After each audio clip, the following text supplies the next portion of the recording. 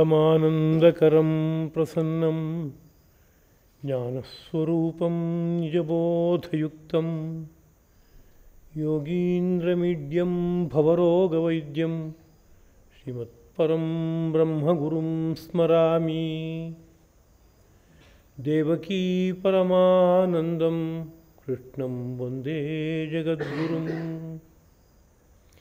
सर्वोपनिषदो गावः दोग्धा गोपालनन्दनः पार्थो वत्सः ಸುಧೀರ್ಭೋಕ್ತಾ ದುಗ್ಧಂ ಗೀತಾಮೃತಂ ಮಹತ್. ಸರ್ವವ್ಯಾಪಿಯಾಗಿ ಬೆಳಗುತ್ತಿರುವ ಗುರು ಪರಂಜ್ಯೋತಿಗೆ ನಮೋ ನಮಃ. ಹೃನ್ಮಂದಿರದಲ್ಲಿ ಆರಾಧ್ಯ ಮೂರ್ತಿಗಳಾಗಿ ಬೆಳಗುತ್ತಿರುವ ಶ್ರೀರಂಗ ವಿಜಯಲಕ್ಷ್ಮೀ ಸದ್ಗುರು ದಂಪತಿಗಳ ಪವಿತ್ರ ಪದಪದ್ಮಗಳಿಗೆ ಹಾರ್ದವಾದ ಪ್ರಣತಿಗಳು. ಎಲ್ಲ ಸಹೃದಯರಾದ ಜಿಜ್ಞಾಸುಗಳಿಗೂ ಹಾರ್ದವಾದ ನಮನಗಳು. ಭಗವದ್ಗೀತಾ ಪ್ರವಚನ ಮಾಲಿಕೆಯ 63ನೆಯ ಕುಸುಮ 6ನೇ ಅಧ್ಯಾಯದ 4ನೇ ಶ್ಲೋಕದಿಂದ ಆರಂಭ ಮಾಡಿ ಮುಂದಿನ ಭಾಗ. ಈ ಹಿಂದಿನ ಪ್ರವಚನದಲ್ಲಿ 6 ವೃಕ್ಷೋಃ ಮುನೇಃ ಯೋಗಂ ಕರ್ಮ ಕಾರಣಮುಚ್ಯತೆ ಯೋಗಾರೂಢಸ್ಯ ತಸ್ಯೈವ ಶಮಃ ಕಾರಣಮುಚ್ಯತೆ. ಯೋಗದ ಸ್ಥಿತಿಗೆ ಏರಬೇಕು ಅಂತ ಬಯಸುವವನಿಗೆ, ಸಮಾಧಿಗೆ ಏರಬೇಕು ಅಂತ ಬಯಸುವವನಿಗೆ ಅನುದಿನವೂ ಮಾಡಬೇಕಾಗಿರುವ ಕರ್ತವ್ಯ ರೂಪವಾದ ಕರ್ಮ ಏನಿದೆಯೋ ಆ ಕರ್ಮವು ಒಂದು ಸಾಧನವಾಗುತ್ತೆ, ಆ ಸ್ಥಿತಿಗೆ ಕರ್ಕೊಂಡು ಹೋಗಿ ತಲುಪಿಸುತ್ತೆ. ಅದನ್ನು ನಿತ್ಯದಲ್ಲೂ ಕರ್ಮವನ್ನು ಅವನು ಅನುಷ್ಠಾನ ಮಾಡಬೇಕು. ಯಾವ ಕರ್ಮವನ್ನು ಅಂದರೆ ಯಾವುದು ಅವನಿಗೆ ಕರ್ತವ್ಯ ಎಂಬುದಾಗಿ ವೇದವು ವಿಧಾನ ಮಾಡಿದೆಯೋ, ಶಾಸ್ತ್ರವು ವಿಧಾನ ಮಾಡಿದೆಯೋ, ಋಷಿ ಮಹರ್ಷಿಗಳು ಜ್ಞಾನ ವಿಜ್ಞಾನ ತೃಪ್ತಾತ್ಮರು ವಿಧಾನ ಮಾಡಿದಾರೋ ಆ ಕರ್ತವ್ಯ ರೂಪವಾದ ಕರ್ಮಗಳನ್ನು ಅವನು ಆಚರಿಸಬೇಕು ಅಂತ. ಇನ್ನು ಸಮಾಧಿ ಏರಿದರೆ, ಯೋಗಾರೂಢನಾದರೆ ಅನಂತರದಲ್ಲಿ ಶಮಃ ಕಾರಣ ಮುಚ್ಯತೆ. ಶಮವು ಅಂದರೆ ಎಲ್ಲ ಕ್ರಿಯೆಗಳನ್ನು ಕೈ ಬಿಡುವ ಒಂದು ರೀತಿಯಾದ ಸನ್ಯಾಸ ಎಂಬುದು ಆ ಸ್ಥಿತಿಯನ್ನು ಮುಂದಕ್ಕೆ ಉಳಿಸ್ಕೊಳ್ಳೋದಕ್ಕೆ ಕಾರಣವಾಗುತ್ತೆ ಎಂಬುದಾಗಿ ಕರ್ಮಗಳಿಗೊಂದು ಸ್ಥಾನ, ಕರ್ಮವನ್ನು ಸನ್ಯಾಸ ಮಾಡುವ ಒಂದು ಸ್ಥಾನ, ಯಾವಾಗ ಕರ್ಮಗಳನ್ನು ಆಚರಿಸಬೇಕು, ಯಾವಾಗ ಕರ್ಮಗಳ ಸನ್ಯಾಸವನ್ನು ಮಾಡಬಹುದು, ಎರಡರ ಬಗ್ಗೆನೂ ಒಂದು ಪರಿಚಯವನ್ನು ಕೊಟ್ಟಿದ್ದಾಗಿದೆ. ಅದರ ಮುಂದಿನ ಮಾತು, ಯದಾ ಹಿ ನೇಂದ್ರಿಯಾರ್ಥೇಷು ನ ಕರ್ಮಸು ಅನುಷಜ್ಯತೆ ಸರ್ವಸಂಕಲ್ಪ ಸನ್ಯಾಸಿ ಯೋಗಾರೂಢ ತದಾ ಉಚ್ಯತೆ. ಯಾವಾಗ ಒಬ್ಬ ಯೋಗಾರೂಢ ಎಂಬುದಾಗಿ ಕರೆಯಲ್ಪಡ್ತಾನೆ, ಅವನ ಲಕ್ಷಣ ಏನು ಅನ್ನುವ ಬಗ್ಗೆ ಶ್ರೀಕೃಷ್ಣ ಪ್ರಭು ಪರಿಚಯವನ್ನು ಕೊಡ್ತಾ ಇದ್ದಾನೆ. ಯಾವಾಗ ಇಂದ್ರಿಯಾರ್ಥೇಷು, ಈ ಪಂಚೇಂದ್ರಿಯಗಳ ವಿಷಯಗಳಲ್ಲಿ ಹಾಗೂ ಕರ್ಮಸು, ಕರ್ಮಗಳಲ್ಲಿ ನ ಅನುಷಜ್ಯತೆ, ಅಂಟಿಕೊಳ್ಳೋದಿಲ್ವೋ, ಅಂದರೆ ಆಸಕ್ತಿಯುಳ್ಳವನಾಗಿರುವುದಿಲ್ವೋ ಅಂಥವನು ಸರ್ವಸಂಕಲ್ಪ ಸನ್ಯಾಸಿ. ಸರ್ವಸಂಕಲ್ಪ, ತನ್ನ ಸಮಸ್ತವಾದ ಸಂಕಲ್ಪಗಳನ್ನು ತ್ಯಜಿಸಿರುವವನಾಗಿ ಯಾವಾಗ ಆಗ್ತಾನೋ ತದಾ ಆಗ ಯೋಗಾರೂಢ ಉಚ್ಯತೆ, ಯೋಗಾರೂಢ ಎಂಬುದಾಗಿ ಕರೆಯಲ್ಪಡ್ತಾನೆ ಅಂತ. ಒಟ್ಟು ತಾತ್ಪರ್ಯ ಏನು ಅಂತ ಕೇಳಿದರೆ, ಚಿತ್ತವು ಸದಾಕಾಲದಲ್ಲೂ ಇಂದ್ರಿಯಗಳ ದ್ವಾರ ಪ್ರಪಂಚದ ವಿಷಯಗಳನ್ನು ಆಸ್ವಾದನೆ ಮಾಡೋದಕ್ಕೆ ಹೊರಡುತ್ತೆ. ಪಂಚೇಂದ್ರಿಯಗಳಿಗೆ 5 ವಿಷಯಗಳಿವೆ, ಶಬ್ದಸ್ಪರ್ಶ ರೂಪರಸ ಗಂಧ ಎಂಬುದಾಗಿ. ಕಿವಿಗೆ ಶಬ್ದ, ಚರ್ಮಕ್ಕೆ ಸ್ಪರ್ಶ, ಕಣ್ಣಿಗೆ ರೂಪ, ನಾಲಿಗೆಗೆ ರಸ, ಮೂಗಿಗೆ ಗಂಧ. ಹೀಗೆ ಪಂಚೇಂದ್ರಿಯಗಳಿಗೆ ಬೇಕಾದ ವಸ್ತುಗಳನ್ನು ಇಂದ್ರಿಯ ವಿಷಯಗಳು ಎಂಬುದಾಗಿ ಕರೀತಾ ಇದ್ದಾರೆ. ಆ ಇಂದ್ರಿಯ ವಿಷಯಗಳಲ್ಲಿ ಇಂದ್ರಿಯಗಳು ರಮಿಸುತ್ತವೆ. ಇಂದ್ರಿಯಗಳು ರಮಿಸಿದಾಗ ಮನಸ್ಸು ಆ ಕಡೆಗೆ ಸಂಚರಿಸಬೇಕಾಗತ್ತೆ. ಹೀಗೆ ಆಗದೇ ಇದ್ದಾಗ, ಅದೇ ರೀತಿಯಲ್ಲಿ ಕರ್ಮಗಳಲ್ಲಿ ಮನಸ್ಸು ಸಂಪೂರ್ಣವಾಗಿ ಅಂಟುಕೊಳ್ಳದೇ ಇರುವಾಗ, ಜೊತೆಗೆ ಸರ್ವಸಂಕಲ್ಪ ಸನ್ಯಾಸಿ, ಎಲ್ಲ ಸಂಕಲ್ಪಗಳನ್ನು ತ್ಯಜಿಸಿದವನಾಗಿ ಆದಾಗ ಅವನು ಯೋಗಾರೂಢನಾಗ್ತಾನೆ, ಸಮಾಧಿ ಸ್ಥಿತಿ ಏರ್ತಾನೆ ಅಂತ 3 ಪ್ರಧಾನವಾದ ಅಂಶಗಳನ್ನು ಹೇಳಿದರು. ಒಂದು, ಇಂದ್ರಿಯಗಳ ವ್ಯವಹಾರಗಳಷ್ಟು ನಿಲ್ಲಬೇಕು, ಕರ್ಮಗಳಲ್ಲಿ ಶರೀರ ತೊಡಗಿರಬಾರ್ದು, ಮನಸ್ಸಿನಲ್ಲಿ ಸಂಕಲ್ಪಗಳು ಹುಟ್ಟುತ್ತಾ ಇರಬಾರ್ದು. ಹೀಗಿದ್ದರೆ ಸಮಾಧಿ ಸ್ಥಿತಿ ಸಿಗುತ್ತೆ ಅಂತ ಅರ್ಥ, ಸಮಾಧಿಗೆ ಏರೋಕ್ಕಾಗತ್ತೆ ಅಂತ. ಸಮಾಧಿ ಹೋಗುವಾಗ ಸಹಜವಾಗಿ ಶರೀರದ ವ್ಯವಹಾರಗಳೆಲ್ಲ ನಿಲ್ಲಬೇಕು, ಹಾಗೆ ಇಂದ್ರಿಯಗಳ ವ್ಯವಹಾರ ನಿಲ್ಲಬೇಕು, ಮನಸ್ಸಿನ ವ್ಯವಹಾರ ನಿಲ್ಲಬೇಕು. ಇವೆಲ್ಲ ವ್ಯವಹಾರ ನಡೀತಾ ಇದೆ ಅಂತಂದರೆ ಮನಸ್ಸು ಇವುಗಳಲ್ಲಿ ತೊಡಗಿರುತ್ತೆ. ಮನಸ್ಸು ಶಾಂತವಾಗಿರೋಲ್ಲ. ಒಂದು ಕಾರ್ಯದಲ್ಲಿ ತೊಡಗಬೇಕು ಅಂತಂದರೆ ಅದಕ್ಕೆ ತಕ್ಕಂತೆ ಕೈ ಕಾಲು ಆಡ್ತಾ ಇರಬೇಕು, ಹಾಗೆ ಇಂದ್ರಿಯಗಳು ಆಡ್ತಾ ಇರಬೇಕು, ಮನಸ್ಸು ಯೋಚನೆ ಮಾಡಿ ಬುದ್ಧಿ ತೀರ್ಮಾನ ಮಾಡಿ ಆ ಕಾರ್ಯದಲ್ಲಿ ಹೆಜ್ಜೆ ಹೆಜ್ಜೆಗೂ ಮುಂದಕ್ಕೆ ಹೋಗ್ತಾ ಇರಬೇಕು. ಅಂದರೆ ನಮ್ಮ ಶರೀರ, ಮನಸ್ಸು, ಬುದ್ಧಿ, ಇಂದ್ರಿಯಗಳು ಇವೆಲ್ಲ ತೊಡಗಿಬಿಟ್ಟಿರುತ್ತೆ ಕಾರ್ಯದಲ್ಲಿ. ಹೀಗೆ ತೊಡಗಿದಾಗ ಬಾಹ್ಯ ಪ್ರಪಂಚ, ಹೀಗೆ ತೊಡಗದೇ ಇದ್ದಾಗ ಅಂತಃಪ್ರಪಂಚ ಸಿಗುತ್ತೆ. ಹೀಗೆ ತೊಡಗದೇ ಇದ್ದಾಗ ಅಂದರೆ ಏನರ್ಥ ಅಂದರೆ ಶರೀರಕ್ಕೂ ಯಾವುದೇ ರೀತಿಯಾದ ವ್ಯವಹಾರವನ್ನು ಕೊಡಬೇಡ, ಕಲ್ಲು ದುಂಡಿ ಹಾಗೆ ಒಂದು ಕಡೆ ಕೂತ್ಕೋ ಮೈ ಮರೆತು. ಅದೇ ರೀತಿಯಲ್ಲಿ ಇಂದ್ರಿಯಗಳನ್ನು ಸಂಪೂರ್ಣವಾಗಿ ಸಂಯಮನ ಮಾಡು, ಆ ಕಡೆ ಈ ಕಡೆ ಹರಿಯೋಕ್ಕೆ ಬಿಡಬೇಡ, ಮನಸ್ಸಿನಲ್ಲಿ ಯಾವುದೇ ಸಂಕಲ್ಪಗಳನ್ನು ಇಟ್ಕೋಬೇಡ, ಅಂದರೆ ಬೇರೆ ಬೇರೆ ರೀತಿಯಾದ ತಿಳುವಳಿಕೆಗಳನ್ನು ಇಟ್ಕೋಬೇಡ, ನಾನಾ ವಿಷಯಗಳನ್ನು ಬುದ್ಧಿಯಲ್ಲಿ ಇಟ್ಕೋಬೇಡ. ಇಷ್ಟು ಇಲ್ಲದೇ ಇದ್ದಾಗ ತಾನೇ ಎಲ್ಲ ವ್ಯವಹಾರಗಳು ನಿಂತಿರೋ ಸಂದರ್ಭ ಬಂದಿರೋದ್ರಿಂದ ಸಹಜವಾಗಿಯೇ ನಮ್ಮ ಈ ಎಲ್ಲ ಇಂದ್ರಿಯ, ಮನಸ್ಸು, ಬುದ್ಧಿ, ಶರೀರ ಒಳಗಡೆ ಇರೋ ಪರಮಾತ್ಮನ ಕಡೆಗೆ ಅಭಿಮುಖವಾಗುತ್ತೆ. ಅದು ಆ ಕಡೆಗೆ ತಿರುಗಿ ನಿಂತ್ಕೊಳ್ಳುತ್ತೆ. ಒಂದು ವಾಹನ ಮುಮ್ಮುಖನಾಗಿ ಹೋಗ್ತಾ ಇತ್ತು, ಅದಕ್ಕೆ ತಕ್ಕಂತೆ ಎಲ್ಲ ವ್ಯವಸ್ಥೆ ಇಲ್ಲ. ಈಗ ರಿವರ್ಸ್ ಗೇರ್ ಹಾಕಿದೆ, ಹಿಮ್ಮುಖನಾಗಿ ಹೋಗಬೇಕು ಅಂತಂದರೆ ಆ ಮುಮ್ಮುಖನಾಗಿ ಹೋಗೋದಕ್ಕೆ ಬೇಕಾಗುವಷ್ಟು ವ್ಯವಸ್ಥೆ ನಿಲ್ಲಬೇಕಾಗುತ್ತೆ. ಸ್ವಲ್ಪ ಹೊತ್ತು ಮುಮ್ಮುಖನಾಗಿ ನೋಡೋದು ನಿಲ್ಲಬೇಕು. ಒಬ್ಬ ವಾಹನ ಚಾಲಕ ಆ ಕಡೆಗೆ ನಿಗಾ ಕೊಡಬಾರ್ದು. ಅದೇ ರೀತಿಯಲ್ಲಿ ಚಕ್ರಗಳು ಮುಮ್ಮುಖನಾಗಿ ಸುತ್ತಬಾರ್ದು. ಅದೇ ರೀತಿಯಲ್ಲಿ ಹಿಂದಕ್ಕೆ ಸಾಗೋಕ್ಕೆ ಬೇಕಾಗುವಂತೆ ಅಷ್ಟೂ ವ್ಯವಸ್ಥೆ ಸಿದ್ಧವಾಗಿರಬೇಕು. ಆ ವ್ಯವಸ್ಥೆ ಸಿದ್ಧವಾದರೆ ಹಿಂದಕ್ಕೆ ಹೋಗೋಕ್ಕಾಗತ್ತೆ. ಅದೇ ರೀತಿಯಲ್ಲಿ ನಮ್ಮ ಜೀವನ ಎಲ್ಲ ಈಗ ಮುಮ್ಮುಖನಾಗಿದೆ, ಬಹಿರ್ಮುಖವಾಗಿದೆ, ಪ್ರಾಪಂಚಿಕವಾಗಿದೆ. ಅದಕ್ಕೆ ತಕ್ಕಂತೆ ಶರೀರ, ಮನಸ್ಸು, ಬುದ್ಧಿ, ಇಂದ್ರಿಯ ಎಲ್ಲ ಬಹಿರ್ಮುಖವಾಗಿದೆ. ಇದಿಷ್ಟರ ಬಹಿರ್ಮುಖತೆಯನ್ನು ಮೊದಲು ನಿಲ್ಲಿಸೋ, ಅದು ನಿಲ್ಲಿಸಿದ್ರೆ ತಾನಾಗಿ ಅವು ಹಿಮ್ಮುಖನಾಗಿ ಆಗುತ್ತೆ. ಅದಕ್ಕೆ ಹಿಮ್ಮುಖನಾಗುವ ಸಂಸ್ಕಾರ ಇದೆ ಅದಕ್ಕೆ. ಆದರೆ ಎಷ್ಟೋ ಕಾಲದಿಂದ ಅನುಭವಿಸದೆ ಆ ಸಂಸ್ಕಾರಗಳು ಮೂಲೆ ಪಾಲಾಗಿಬಿಟ್ಟಿದೆ. ಆ ಸಂಸ್ಕಾರಗಳನ್ನು ಮತ್ತೆ ಜಾಗರೂಕಗೊಳಿಸ್ಕೊಂಡ್ರೆ ಹಿಮ್ಮುಖನಾಗಿ ಹೋಗೋಕ್ಕೆ ಸಾಧ್ಯವಾಗುತ್ತೆ. ಅಂದರೆ ಯಾವುದೋ ಜನ್ಮದಲ್ಲಿ ಆ ಪರಮಾತ್ಮನನ್ನು ಒಂದು ರೀತಿಯಲ್ಲಿ ದರ್ಶನ ಮಾಡಿರ್ಬೋದು. ಆ ದರ್ಶನ ಮಾಡೋಕ್ಕೆ ಬೇಕಾಗುವಂತೆ ದೇಹೇಂದ್ರಿಯ ಮನೋಬುದ್ಧಿಗಳನ್ನು ಆ ಕಡೆಗೆ ಅಭಿಮುಖವಾಗಿ ಇಟ್ಕೊಂಡು ಸಂಸ್ಕಾರ ಆಗಿರ್ಬೋದು. ಜೀವ ಮೊಟ್ಟ ಮೊದಲಿಗೆ ಭಗವಂತನ ಒಂದು ಅಂಶವಾಗಿ ಇತ್ತು, ಅಲ್ಲಿಂದ ಕೆಳಗಡೆಗೆ ದೇಹವನ್ನು ಹೊತ್ತು ಇಳಿದು ಬಂತು ಅಂತನ್ನುವಾಗ ಮೊಟ್ಟ ಮೊದಲಿನ ಹಂತ ಹೇಗಿತ್ತು, ಆ ಭಗವಂತನ ಜ್ಞಾನಾನಂದವನ್ನು ಅನುಭವಿಸ್ತಾ ಇತ್ತು. ಅಂದರೆ ಆ ಭಗವಂತನ ಜ್ಞಾನಾನಂದವನ್ನು ಅನುಭವಿಸೋಕ್ಕೆ ತಕ್ಕಂತೆ ದೇಹ, ಇಂದ್ರಿಯ, ಮನಸ್ಸು, ಬುದ್ಧಿ ಎಲ್ಲ ಆ ಕಡೆಗೆ ಅಭಿಮುಖವಾಗಿತ್ತು. ಆ ಸಂಸ್ಕಾರ ಒಳಗಡೆ ಇದೆ.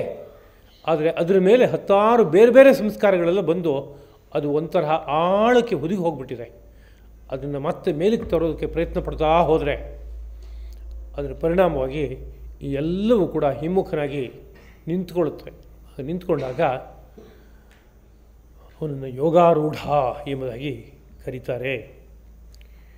ಇಲ್ಲಿ ಕೆಲವು ಪದಗಳು ಬಂತು. ಅದರಲ್ಲಿ ಸರ್ವಸಂಕಲ್ಪ ಸನ್ಯಾಸಿ ಅಂತ ಒಂದು ಪದ, ಅದನ್ನೊಂದು ಸ್ವಲ್ಪ ವಿಶೇಷವಾಗಿ ಅನುಸಂಧಾನ ಮಾಡೋಣ. ಸರ್ವಸಂಕಲ್ಪವನ್ನು ತ್ಯಜಿಸೋದು ಅಂತಂದರೆ ಒಂದು ದೃಷ್ಟಿಯಿಂದ ಎಲ್ಲ ಕಾಮಗಳನ್ನು ತ್ಯಜಿಸೋದು. ಎಲ್ಲ ಕಾಮಗಳನ್ನು ತ್ಯಜಿಸಿದರೆ ಮುಂದಕ್ಕೆ ಯಾವುದೇ ಕ್ರಿಯೆಗಳು ಶರೀರದಲ್ಲಿರಲ್ಲ. ಶರೀರದ ಎಲ್ಲ ಕ್ರಿಯೆಗಳಿರೋಕ್ಕೆ ಕಾರಣವೇ ಒಳಗಡೆ ಇರೋ ಒಂದು ಕಾಮ, ಅಪೇಕ್ಷೆ. ಆ ಅಪೇಕ್ಷೆ ಇಲ್ಲ ಈಗ ಅಂತಂದಾಗ ಶರೀರ ಪೂರ್ತಿಯಾಗಿ ತಟಸ್ಥವಾಗುತ್ತೆ, ನಿರ್ವ್ಯಾಪಾರವಾಗುತ್ತೆ. ಅದರಿಂದ ಸರ್ವಸಂಕಲ್ಪ ಅನ್ನೋದಕ್ಕೆ ಸರ್ವಕಾಮ ಮತ್ತು ಆ ಕಾಮದಿಂದ ಮುಂದಕ್ಕೆ ಬೆಳೆಯುವಂತಹ ಎಲ್ಲ ರೀತಿಯಾದ ಕರ್ಮ ಇವಿಷ್ಟು ಇಲ್ಲದಂತೆ ಇರೋದು ಅಂತ ವಿಶೇಷವಾದಂಥ ಒಂದು ಅರ್ಥ.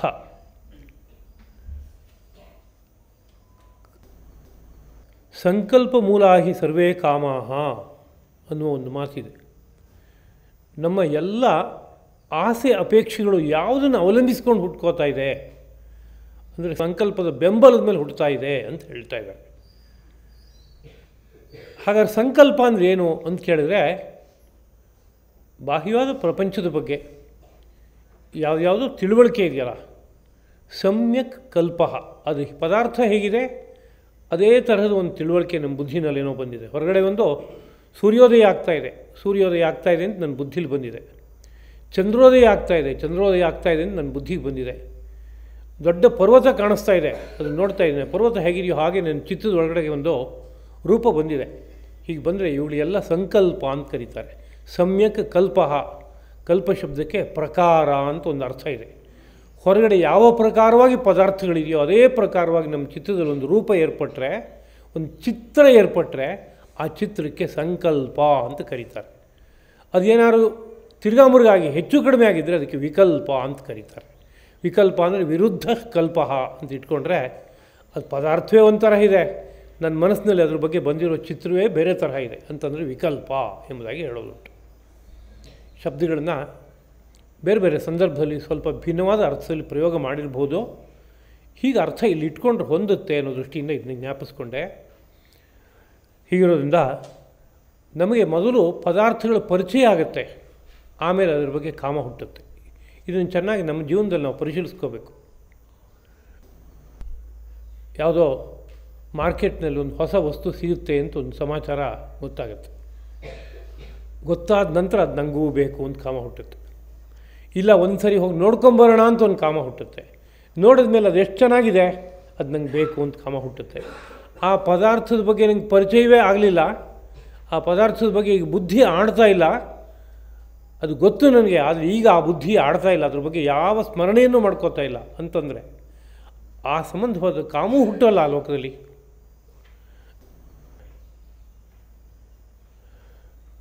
ಹಾಗಿರೋದ್ರಿಂದ ಸಂಕಲ್ಪ ಮೂಲಾಹ ಹಿ ಸರ್ವೇ ಕಾಮಾಹ, ಎಲ್ಲ ಆಸೆಗಳು ಸಂಕಲ್ಪ ಮೂಲವಾಗಿದೆ. ಅಂದರೆ ಒಂದು ಇದು ಹೀಗೆ ಅಂತ ಒಂದು ತಿಳುವಳಿಕೆ ಇದೆಯಲ್ಲ, ಅದನ್ನ ಅವಲಂಬಿಸಿಕೊಂಡು ಅನಂತರ ಕಾಮಗಳು ಹುಟ್ಟುತ್ತೆ. ಮನುಸ್ಮೃತಿಯಲ್ಲಿ ಬರುವಂಥ ಒಂದು ಮಾತು, ಸಂಕಲ್ಪ ಮೂಲ ಕಾಮೋ ವೈ ಯಜ್ಞ ಸಂಕಲ್ಪ ಸಂಭವಾಹ. ಕಾಮವೆಂಬುದು ಸಂಕಲ್ಪದ ಮೂಲದಿಂದ ಹುಟ್ಟುತ್ತದೆ ಮತ್ತು ಕಾಮ ಹುಟ್ಟಿದ ಮೇಲೆ ಯಜ್ಞಗಳು ನಡೆಯುತ್ತೆ ಅಂತ. ಯಜ್ಞಗಳು ನಡೆಯುತ್ತೆ ಅಂದರೆ ಕ್ರಿಯೆಗಳು ನಡೆಯುತ್ತವೆ ಅಂತ. ಯಾವ ಕ್ರಿಯೆಗಳು ಭಗವಂತನ ಪ್ರೀತಿಗೆ ಕಾರಣವಾಗುವಂಥದ್ದೋ, ಈ ಮೈಗೆ ಸಹಜವಾಗಿ ಹೊಂದುವಂಥದ್ದೋ, ಯಾವ ಕರ್ಮಗಳನ್ನು ಆಚರಿಸಿದರೆ ಸಪ್ತಧಾತುಗಳದೊಂದು ಸಾಮ್ಯಾವಸ್ಥೆ ಹುಟ್ಟುತ್ತೋ, ಭಗವದ್ ದರ್ಶನಕ್ಕೆ ಕಾರಣ ಆಗುತ್ತೋ ಅಂತಹ ಕರ್ಮಗಳಿಗೆ ಯಜ್ಞ ಅಂತ ಕರೀತಾರೆ ಅಂತ ಈ ಹಿಂದೆ ನಾವು ಅರ್ಥ ಮಾಡ್ಕೊಂಡಿದ್ವಿ. ಆ ಯಜ್ಞರೂಪವಾದ ನಾನಾ ಕಾರ್ಯಗಳೆಲ್ಲ ಯಾವಾಗ ಹುಟ್ಟುತ್ತೆ ಅಂತ ಕೇಳಿದ್ರೆ ಒಂದು ಕಾಮ ಬಂದಾಗ ಹುಟ್ಟುತ್ತೆ. ಕಾಮ ಯಾವಾಗ ಬರುತ್ತೆ ಅಂದರೆ ಇದು ಹೀಗಿದೆ ಅಂತ ಒಂದು ವಿಷಯ ಗೊತ್ತಾದಾಗ ಕಾಮ ಹುಟ್ಟುತ್ತೆ. ಸ್ವರ್ಗ ಇದೆ ಅಂತ ನನಗೊಂದು ತಿಳುವಳಿಕೆ ವೇದವೋ ಪುರಾಣವೋ ಇತಿಹಾಸವೋ ನನಗೆ ಚೆನ್ನಾಗಿ ಕೊಟ್ಟಿದೆ, ಅದ್ಭುತವಾದ ವರ್ಣನೆಯನ್ನು ಕೇಳಿದ್ವಿ. ಆ ಕೇಳಿದಾಗ ಬಂದ ತಿಳುವಳಿಕೆ ಇದೆಯಲ್ಲ, ಅದು ಸಂಕಲ್ಪ. ಅದರ ನಂತರದಲ್ಲಿ ಕಾಮ ಏನು ಹುಟ್ಟುತ್ತೆ ಅಂದರೆ ನಾನು ಯಾಕೆ ನೋಡಬಾರ್ದು ಅಂಥ ಸ್ವರ್ಗವನ್ನು, ಯಾಕೆ ಆ ಸುಖ ನಾನು ಅನುಭವಿಸಬಾರ್ದು ಅಂತ ಒಂದು ಕಾಮ ಹುಟ್ಟುತ್ತೆ. ಆ ಕಾಮ ಹುಟ್ಟಿದ ಮೇಲೆ ಹಾಗೆ ಆ ಕಾಮವನ್ನು ಈಡೇರಿಸ್ಕೋಬೇಕಾದ್ರೆ ಏನು ಮಾಡಬೇಕು? ನಾನಾ ಶುಭ ಕರ್ಮಗಳನ್ನು ಆಚರಿಸಬೇಕು. ಯಜ್ಞ, ದಾನ, ತಪಸ್ಸು ಇತ್ಯಾದಿಗಳು ಎಂಬುದಾಗಿ ವೇದವೇ ಹೇಳುತ್ತೆ, ಇತಿಹಾಸ ಪುರಾಣಗಳು ಹೇಳುತ್ತೆ. ಅದರಂತೆ ಆ ಕ್ರಿಯಾಕಲಾಪ ಶುರುವಾಗುತ್ತೆ. ಹೀಗಿರೋದ್ರಿಂದ ಸ್ಮೃತಿ ಬಹಳ ಸ್ಪಷ್ಟವಾಗಿ ಇಲ್ಲಿ ಕ್ರಿಯಾಕಲಾಪಗಳಿಗೆ ಮನುಷ್ಯ ಹೇಗಿಳಿತಾ ಇದ್ದಾನೆ ಅನ್ನೋ ಬಗ್ಗೆ ಒಂದು ಸ್ಪಷ್ಟವಾದ ಕಲ್ಪನೆಯನ್ನು ಕೊಡ್ತಾ ಇದೆ. ಸಂಕಲ್ಪ ಮೂಲ ಕಾಮೋ ವೈ ಯಜ್ಞ ಸಂಕಲ್ಪ ಸಂಭವ. ಅದೇ ರೀತಿಯಲ್ಲಿ ಮಹಾಭಾರತದಲ್ಲಿ ಮೋಕ್ಷ ಧರ್ಮ ಪರ್ವ ಅನ್ನುವ ಒಂದು ಪರ್ವದಲ್ಲಿ ಒಂದು ಮಾತು ಬರುತ್ತೆ, ಕಾಮ ಜಾನಾಮಿ ತೇ ಮೂಲಂ. ಎಲೆ ಕಾಮನೇ ಆಸೆ, ಅದನ್ನೇ ಕಾಮ ಅಂತ ಕರಿತೀವಿ. ಅವನೊಬ್ಬ ದೇವತೆಯೂ ಆಗಿದ್ದಾನೆ. ಅವನು ಪರಮ ಸುಂದರವಾದಂಥ ಒಬ್ಬ ದೇವತೆ. ಅವನನ್ನು ಕುರಿತು ಒಬ್ಬ ಮಾತನಾಡ್ತಾ ಇದ್ದಾನೆ, ಎಲೆ ಈ ಕಾಮನೇ, ಎಲೆ ಆಸೆಯೇ ಅಥವಾ ಕಾಮದೇವನೇ, ನಿನ್ನ ಮೂಲ ಏನು ಅಂತ ನನಗೆ ಗೊತ್ತು. ಕಾಮ ಜಾನಾಮಿ ತೇ ಮೂಲಂ, ನೀನು ಯಾವಾಗ ಹುಡ್ತೀಯ, ಎಲ್ಲಿ ಹುಡ್ತೀಯ ಅನ್ನೋದು ನನಗೆ ಗೊತ್ತು. ಸಂಕಲ್ಪಾತ್ ಕಿಲ ಜಾಯಸೆ, ಸಂಕಲ್ಪದಿಂದ ನೀನು ಹುಟ್ಕೋತೀಯ ಇಲ್ಲ ಈ ಕಾಮವೇ. ಹೀಗಿರೋದ್ರಿಂದ ನತ್ವಾಂ ಸಂಕಲ್ಪಯಿಷ್ಯಾಮಿ, ಇಲ್ಲ ಈ ಕಾಮವೇ ನಿನ್ನನ್ನು ನಾನು ಸಂಕಲ್ಪಿಸುವುದಿಲ್ಲ. ಅಂದರೆ ನಿನ್ನನ್ನು ನಾನು ಅರ್ಥ ಮಾಡ್ಕೊಳ್ಳೋಕೆ ಹೊರಡಲ್ಲ. ಅರ್ಥ ಮಾಡ್ಕೊಂಡು ಅನಂತರದಲ್ಲಿ ಆಸೆ ಪಡುವಂಥ ಹೆಜ್ಜೆ ಬರುತ್ತಲ್ಲ, ಅದಕ್ಕೆ ಹೋಗೋಲ್ಲ ನಾನು. ತೇನ ಮೇ ನ ಭವಿಷ್ಯಸಿ, ಈ ಕಾರಣದಿಂದ ನೀನು ನನ್ನ ಹತ್ರ ಬರೋಕ್ಕಾಗಲ್ಲಪ್ಪ ಇಲ್ಲ ಈ ಕಾಮನೆ. ಯಾಕೆಂದರೆ ನೀನು ಹುಟ್ಟೋದು ಸಂಕಲ್ಪದಿಂದ. ಆ ಸಂಕಲ್ಪವೇ ನನಗಿಲ್ಲ, ಅದ್ರ ಬಗ್ಗೆ ನನಗೆ ಆಸಕ್ತಿಯೇ ಇಲ್ಲ. ನನಗೆ ಈ ಪ್ರಪಂಚದ ಯಾವ ವಿಷಯನೂ ಅರ್ಥ ಮಾಡ್ಕೋಬೇಕು ಅಂತ ಆಸೆ ಇಲ್ಲ. ನನಗೆ ಸ್ವರ್ಗೂ ಬೇಡ, ನರಕೂ ಬೇಡ, ಲೌಕಿಕವಾದ ಸುಖವೂ ಬೇಡ. ನಾನೀಗ ಕಣ್ಮುಚ್ಚಿ ಕೂತ್ಕೋತೀನಿ, ಭಗವಂತ ಒಬ್ಬ ಮಾತ್ರ ಸಿಗಬೇಕು, ಇನ್ನೇನು ಬೇಡ ನನಗೆ. ಆ ದೃಢವಾದ ಮತಿ ನನಗಿದೆ. ಹಾಗಿದ್ದಾಗ ಕಾಮ ನೀನೆಲ್ಲಿ ಬರೋಕ್ಕಾಗತ್ತೆ ಅಂತ ಒಂದು ಮಾತನಾಡ್ತಾ ಇದ್ದಾರೆ. ಯದ್ಯದ್ಹಿ ಕುರುತೆ ಜಂತು ತತ್ತತ್ ಕಾಮಸ್ಯ ಚೇಷ್ಟಿತಂ. ಮನುಸ್ಮೃತಿ ಇನ್ನೊಂದು ಮಾತು, ಯದ್ಯದ್ಹಿ ಕುರುತೆ ಜಂತು. ಜಂತು ಅಂದರೆ ಜೀವಿಯು ಅಂತ ಅರ್ಥ ಇಲ್ಲ. ಎಲ್ಲ ಜೀವಿಗಳಿಗೂ ಜಂತು ಅನ್ನೋ ಶಬ್ದವನ್ನು ಕರೀತಾರೆ. ಕನ್ನಡ ಭಾಷೆಯಲ್ಲಿ ಜಂತು ಅನ್ನೋ ಶಬ್ದ ಬೇರೆ ಒಂದು ಸಂಕುಚಿತವಾದ ಅರ್ಥದಲ್ಲಿ ಪ್ರಯೋಗಕ್ಕೆ ಬಂದಿದೆ. ಆದರೆ ಅದರ ವ್ಯಾಪಕವಾದ ಅರ್ಥ ಏನಪ್ಪ ಅಂದರೆ ಎಲ್ಲ ಜೀವಕೋಟಿಗಳಿಗೂ ಜಂತು ಅಂತ ಕರೀತಾರೆ. ಯದ್ಯದ್ಹಿ ಕುರುತೆ ಜಂತು. ಈ ಲೋಕದಲ್ಲಿ ಜೀವಕೋಟಿಗಳೆಲ್ಲ ಏನೇನು ಕರ್ಮ ಮಾಡುತ್ತವೋ ಆ ಎಲ್ಲ ಕರ್ಮಗಳ ಹಿಂದೆ ಕಾಮದೇವನ ಒಂದು ಚೇಷ್ಟೆ ಇದೆ. ಅದರಿಂದ ಆ ಕಾಮನನ್ನು ಹಿಂದಕ್ಕೆ ಹಾಕ್ಕೋಬೇಕು. ಕಾಮನನ್ನು ಹಿಂದಕ್ಕೆ ಹಾಕ್ಕೋಬೇಕಾದ್ರೆ ಸಂಕಲ್ಪವನ್ನು ಹಿಂದಕ್ಕೆ ಹಾಕ್ಕೋಬೇಕು ಅಂತ. ಅಂದರೆ ಸಮಾಧಿಗೆ ಏರಬೇಕು ಅನ್ನೋ ಸ್ಥಿತಿಯ ಬಗ್ಗೆ ಇಲ್ಲಿ ಮಾತನಾಡ್ತಾ ಇರೋದು. ಜಾಗೃತ ಜೀವನದಲ್ಲಿ ವ್ಯವಹರಿಸುವಾಗ ಸಂಕಲ್ಪ ಬೇಕು, ಕಾಮ ಬೇಕು, ಬೇರೆ ಬೇರೆ ನಡೆನುಡಿಗಳೆಲ್ಲ ಕ್ರಿಯೆಗಳೆಲ್ಲ ಬೇಕು. ಇಲ್ಲವ್ರಿಗೆ ವ್ಯವಹಾರವೇ ಯಾವುದೂ ನಡೆಯಲ್ಲ. ಮಧ್ಯಾಹ್ನಕ್ಕೆ ಭೋಜನ ಬೇಕು ಅಂತಂದರೆ ಭೋಜನ ಅನ್ನೋ ಬಗ್ಗೆ ಬುದ್ಧಿ ಒಂದು ವಿಷಯ ಹೊಳಿಬೇಕು. ಅನ್ನ ಹೀಗಿರುತ್ತೆ, ಚಪಾತಿ ಹೀಗಿರುತ್ತೆ, ಸಾರು ಹೀಗಿರುತ್ತೆ, ಹುಳಿ ಹೀಗಿರುತ್ತೆ ಅಂತ ಒಂದು ತಿಳುವಳಿಕೆ ಬೇಕು. ಆಮೇಲೆ ಅದು ನಂಗೆ ಬೇಕು ಅಂತ ಕಾಮ ಹುಟ್ಟಬೇಕು. ಆಮೇಲೆ ಇದ್ದವನು ನಡ್ಕೊಂಡು ಎಲ್ಲ ಒಂದು ಕಡೆ ಹೋಗಬೇಕು ಅದನ್ನ ಪಡೆಯೋಕ್ಕೆ. ಇದಿಷ್ಟು ವ್ಯವಹಾರ. ಅಂದರೆ ಹೊರಗಡೆ ಲೌಕಿಕವಾದ ಜೀವನ ನಡಿಬೇಕಾದ್ರೆ ಸಂಕಲ್ಪ, ಕಾಮ, ಅದೇ ರೀತಿಯಲ್ಲಿ ಕ್ರಿಯಾ ಇವಿಷ್ಟು ಇರಲೇಬೇಕು. ಆದರೆ ಸಮಾಧಿ ಸ್ಥಿತಿಗೆ ಹೋಗಬೇಕು ಅಂತ ಆಲೋಚನೆ ಮಾಡಿದಾಗ ಇದೆಲ್ಲ ಬೇಕೇ ಅಂದರೆ ಇವೆಲ್ಲ ತೊಂದರೆ ಕೊಟ್ಬಿಡುತ್ತೆ. ನಿದ್ರೆಗೆ ಹೋಗಬೇಕು ಅಂತಂದಾಗಲೇ ಇವೆಲ್ಲ ಬಿಡಬೇಕು. ನಾನು ನಿದ್ರೆಗೆ ಹೋಗಬೇಕು ಅಂತಂದಾಗ ನಾನು ಗಾಢವಾಗಿ ಯೋಚನೆಯಲ್ಲಿ ಮುಳುಗ್ಬಿಟ್ಟಿದ್ದೀನಿ. ನಾನು ಏನೇನು ನೋಡಿದೆ, ಏನೇನು ಕೇಳಿದೆ, ಅದೆಲ್ಲ ಹೇಗಿದೆ ಅಂತ ನಿರಂತರವಾಗಿ ಯೋಚನೆ ಮಾಡ್ತೀನಿ ಅಂದರೆ ನಿದ್ದೆನೇ ಬರಲ್ಲ. ಅದನ್ನೂ ಬಿಡಬೇಕು. ಆಮೇಲೆ ಅದ್ರ ಹಿಂದ್ಗಡೆ ಹುಟ್ಕೊಳ್ಳುವಂಥ ಕಾಮವನ್ನೂ ಬಿಡಬೇಕು. ಆಮೇಲೆ ನಾನಾ ರೀತಿಯಾದ ಶಾರೀರಿಕವಾದ ವ್ಯವಹಾರವನ್ನು ಬಿಡಬೇಕು. ಇಷ್ಟು ಬಿಟ್ಟರೆ ನಿದ್ದೆ ಬರುತ್ತೆ, ಇಲ್ಲೋ ನಿದ್ದೆ ಬರಲ್ಲ. ಸಮಾಧಿ ಅನ್ನೋದು ನಿದ್ದೆಗಿಂತ ಗಾಢವಾದಂಥ ಒಂದು ಅನುಭವ, ಬಹಳ ಅದ್ಭುತವಾದ ಅನುಭವ. ಅದಕ್ಕಿಂತ ಮಿಗಿಲಾದ ಆನಂದ ಅನುಭವ ಇನ್ನೊಂದಿಲ್ಲ. ಅಂಥ ಅನುಭವಕ್ಕೆ ದೂರಕ್ಕೆ ನಾವು ಸಾಗಬೇಕು ಅಂತಂದಾಗ ಅದಕ್ಕೆ ತಕ್ಕಂತೆ ಈ ಸಂಕಲ್ಪವನ್ನು, ಕಾಮವನ್ನು, ಅದರ ಮುಂದಕ್ಕೆ ಹುಟ್ಟುವಂಥ ಕರ್ಮವನ್ನು ಇಷ್ಟನ್ನು ಬಿಡಬೇಕು. ಹಾಗೆ ಬಿಟ್ಟು ಯೋಗಾರೂಢನಾಗಿ ಆಗಬೇಕು, ಸಮಾಧಿಯನ್ನು ಏರಿದವನಾಗಬೇಕು ಅನ್ನೋದ ಆ ಸರ್ವಸಂಕಲ್ಪ ಸನ್ಯಾಸಿ ಅನ್ನೋ ಮಾತಿನ ಹಿನ್ನೆಲೆ ಇರುವಂಥ ಆಶಯ. ಮುಂದಿನ ಮಾತು, ಉದ್ಧರೇತ್ ಆತ್ಮನಾತ್ಮಾನಂ ನಾತ್ಮಾನಂ ಅವಸಾದಯೇತ್. ಆತ್ಮೈವ ಹಿ ಆತ್ಮನೋ ಬಂಧು ಆತ್ಮೈವ ರಿಪು ಆತ್ಮನಃ. ಇದು ಒಂದು ಪ್ರಸಿದ್ಧವಾದ ಮಾತು. ಲೋಕದಲ್ಲಿ ಅಲ್ಲಲ್ಲೇ ಉಲ್ಲೇಖ ಮಾಡಿ ಇದರ ಹಿನ್ನೆಲೆಯಲ್ಲಿ ಅನೇಕ ವಿಷಯಗಳನ್ನು ನಿರೂಪಣೆ ಮಾಡುವಂಥದ್ದನ್ನು ನೋಡ್ತೀವಿ. ಯೋಗಾರೂಢ ಅಂತಂದರೆ ಅವನು ಯಾರು ಅಂತ ಮತ್ತೊಮ್ಮೆ ಇನ್ನೊಂದು ಭಾಷೆಯಲ್ಲಿ ವ್ಯಕ್ತಪಡಿಸ್ತಾರೆ. ಯೋಗಾರೂಢನಾಗೋದು ಹೇಗೆ ಅನ್ನೋದನ್ನ ಹಿಂದೆ ಹೇಳಿದರು. ಈಗ